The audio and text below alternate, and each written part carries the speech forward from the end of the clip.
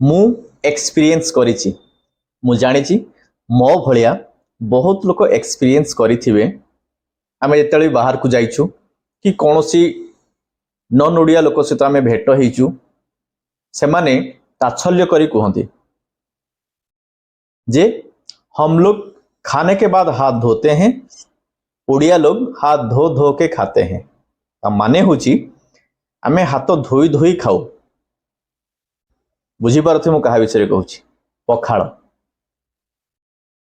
पखाळ तुराणी Thai आमे हाथ रे खाऊ। तो ताकू से माने ताच्छल्य करी कहंती जे ओडिया लोक पखाळ खाइला बेले पखाळ पानी रे के हाथ धोई धोई खांती। तो आज टॉपिक होची पखाळ। पखाळ जन्म कोठी, केबेठु जन्म एवं पखाळ सहित ओडिया लोकंकर इमोशनल अटैचमेंट कहीं पखाळ होची ओडिया जातिर आराध्य देवता महाप्रभुंक पाखरे लागे, जगन्नाथंक पाखरे लागे, पर्वपर्वाणी रे लागे। आज से विषय डिटेल्स डिस्कशन करिबा। यहा उपरे दीटा रिसर्च आर्टिकल मध्य अछि। पखाळर उपकारिता जो माने ताच्छल्य करी कहउतले से माने मध्य हार मानिचंती। कोरोना टाइम रे कि पखाळ को ही वर्ल्ड वाइड रिमेडी हिसाब रे व्यवहार कराइछि। टंक तुराणी तार हेल्थ बेनिफिट आउ डायबिटीज पेशेंट पखाळ खाई पारिबे ना नहीं। भात तुलन रे पखाळ उपकारी कि नुह डायबिटीज पेशेंट पाई सब विषय डिस्कस करिबा। सेथि पई आपण आम वीडियो को प्रथम रु शेष जाके देखंतु। आसंतु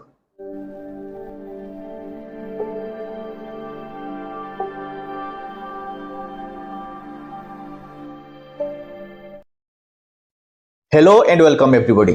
मो डॉक्टर चंदन पात्र आज आउ थरे आपण मानको स्वागत करूची आमरो हेल्थ चैनल खुशी डायबिटीज केयर। इंट्रोडक्शन कहि सारिछि। आज टॉपिक होची पखाळ। तो प्रथम रु आरंभ करिबा।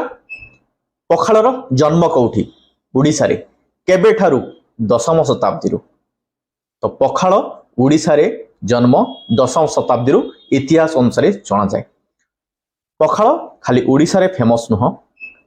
पखाळ वेस्ट बेंगल, आसाम, झारखंड, छत्तीसगढ़ सबुआडे लोक माने पखाळ को खांती पसंद करती।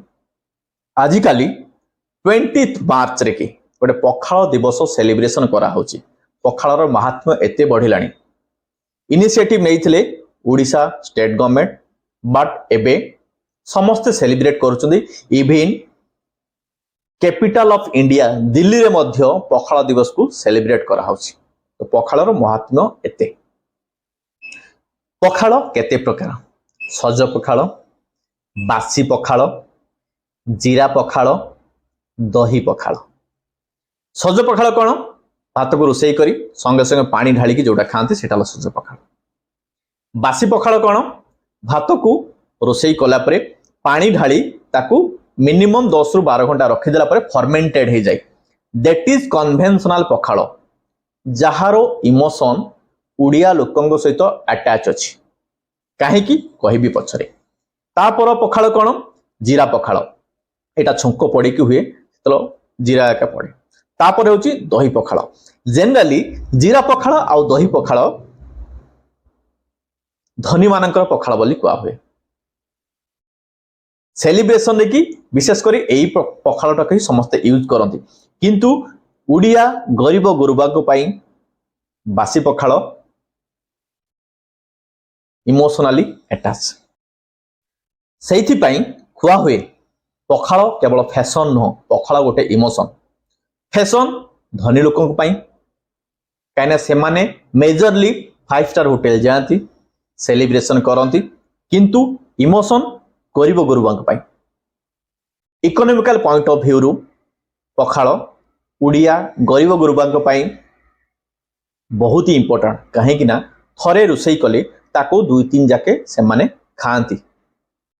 एबे जिबा पखाळर उपकारी गुण विषय डिस्कस करिया पे एवं तारो साइंटिफिक रीजन मध्य मु देबी रिसर्च पेपर विषय डिस्क्राइब करी तापर डिस्कस करिबा भात भलो कि पखाळ भलो पखाळ रे एक्स्ट्रा कोन एमिति अछि जे सेटा भातठू भलो बोली आमे डिस्क्राइब करि परिबा और डायबिटीज पेशेंट भात खाई परिबे ना पखाळ खाई परिबे कोउटा तांको पाए भलो तापरे फाइनली डिस्कस करिबा को माने पखाळ खाइबा मना पखाळ खाइले तांको देह प्रति खराब तेबे चलतु पखाळर उपकारी गुण विषय डिस्कस करिबा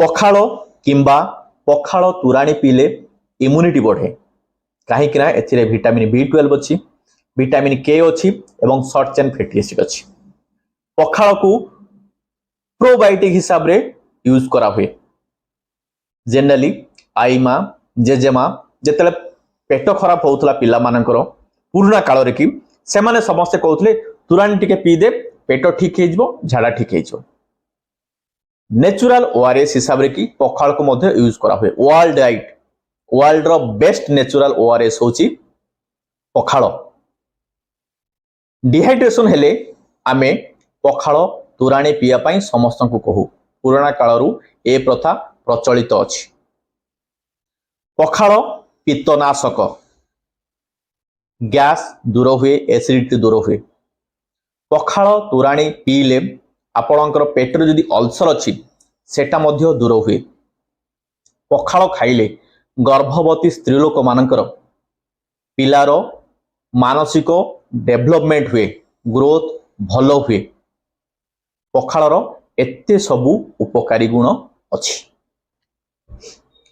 पखाळ उपरे दुईटा रिसर्च अछि प्रथम रिसर्च आसाम रो कृषि विश्वविद्यालय रे कृषि विशेषज्ञ मानक अनुसार कि पखाळ खाइले जदि आपन पेट रे अल्सर अछि तो अल्सर हीलिंग भलो हुए आपन को मेडिसिन खाइया पई पड़े नहीं द्वितीय रिसर्च टे होची भुवनेश्वर एम्स रे डॉक्टर रामदोस कोविड चली टाइम रे कि से रिसर्च करथिले पखाळ जो तुराणी अछि तारो इंपोर्टेंस विषय रे तारो प्रोटेक्टिव मेकानिज्म विषय रे कि तो सी 20 डिफरेंट रीजन रु कि तुराणी आनी रिसर्च करथिले एवं सेथरे से पाइथिले जे पखाळर रोग प्रतिरोधक शक्ति बहुत भलो अछि तारो carbohydrate short chain fatty acid को कन्वर्ट हुए एवं से माने विटामिन B12 विटामिन K सहित मिसी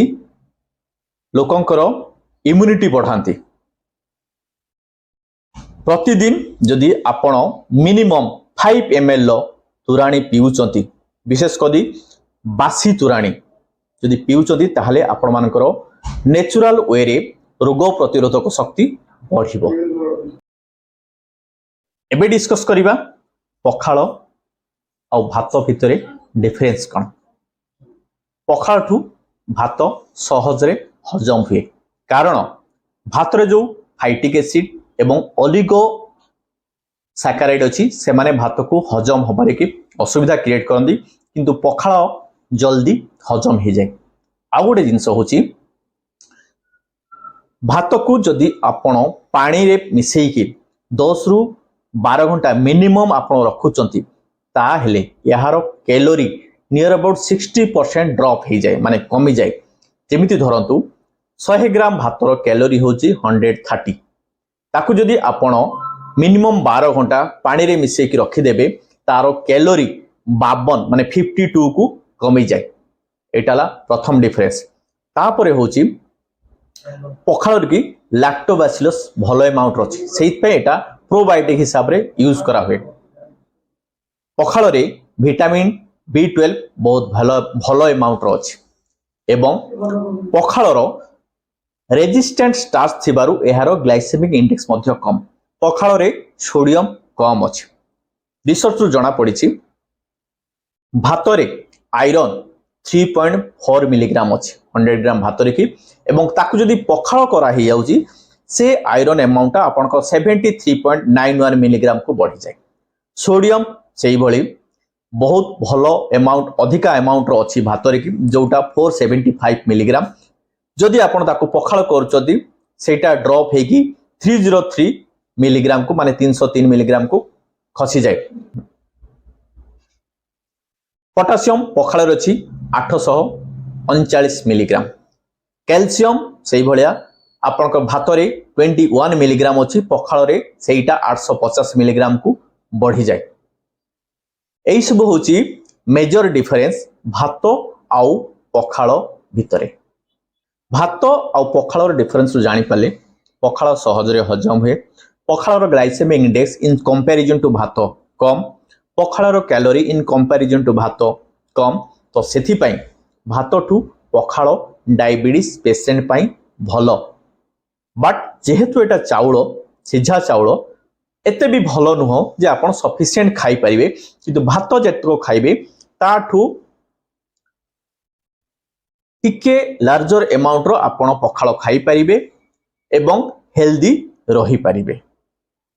जोटा डाउट आपण मानकर थाए कि आपण माने हमको पचारंती कि सर मु पखाल खाई परिबे ना नहीं, तो पखाल आपण माने खाई परिबे अलाउड, भात ठू सेटा बेटर। किंतु मने रखिबे राति रे केबे भी खाइबे नहीं। जदि खाइबे सकाळे खाइबे किंबा खरा बेले खाइबे। एबे जानिबा को माने पखाल खाइबा मना। जनरली पखाल खाइले एनर्जेटिक लगे बहुत लोगों को, तो से माने गरीब गुरुबा काम को गला बेले पखाल खाई जाती दिन जाक एनर्जेटिक रहिया पे। बट किछि किछि लोगों को पखाल खाइले लेथर्जिक लगे, अलसुआ लगे, निद लगे, से माने ट्राई करिवे पखाल को एवॉइड करिया पे। द्वितीय रे जो माने को ठंडा दोष अछि, इसोनोफिलिया अछि, से माने मध्य पखाल एवॉइड करिवे। तृतीय रे जदि आपन को कफ दोष अछि, साइनोसाइटिस अछि, टॉन्सिलाइटिस अछि, फैरिंजाइटिस अछि, ठंडा कमु नाही, थायराइड प्रॉब्लम अछि, से माने पखाल ठू दूरे रहिबे। मु भाबुची पखाल रिलेटेड जहाँ भी मन रे डाउट आपण मानकर थाए कि थिबो कि आपण माने हमको पचारंती को जगह आपण माने को डॉक्टर को पचारुथे से डाउट आपण मानकर क्लियर हे पारि नथिबो। ए वीडियो माध्यम रे मु आपण मानकर सब डाउट को क्लियर करि पारिथि। एई भलिया इंटरेस्टिंग टॉपिक नै कि आमे सब बेले हमर YouTube चैनल खुशी डायबिटीज के वीडियो अपलोड करूछु। आपण माने देखंतु, आम चैनल को सब्सक्राइब करंतु, बेल आइकन प्रेस करी ऑल नोटिफिकेशन को ऑन करंतु, सो दैट वीडियो जेते बेले लाइव हो, जेते बेले नो प्रति शुक्रवार दिन 2टा बेले आम वीडियो लाइव होची। आपण माने देखंतु एवं जानतु आपनको स्वास्थ्य पाई। लाइक करंतु वीडियो को, सजेस्टिव कमेंट दियंतु, सबुठु इंपोर्टेंट शेयर करंतु, काहे कि ना ज्ञान बांटिले बढ़े। आज पाई एतिकी, पुणी आर थरक। Thank you.